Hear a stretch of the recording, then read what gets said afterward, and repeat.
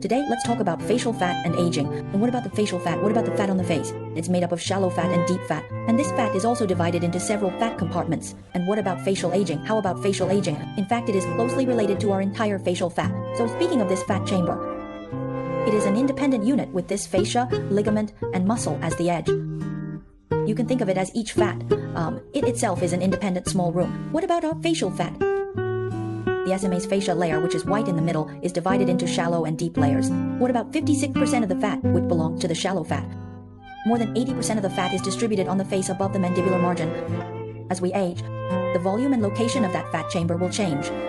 For example, you will have gullies, the dry and bumpy appearance, the superficial fat changes, the face will appear to be loose and sagging, the face will show loosen and drooping. What about the outward manifestations of deep fat aging? Is atrophy. There is no way to support shallow fat anymore.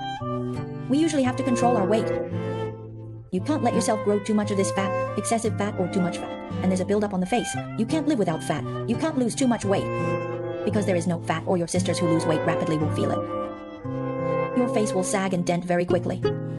Because I have lost weight before, and then after losing weight I found that the whole face became particularly withered and sunken. So later I found out that actually this fat tissue is also crucial for the fullness of the entire face. Doing TikTok.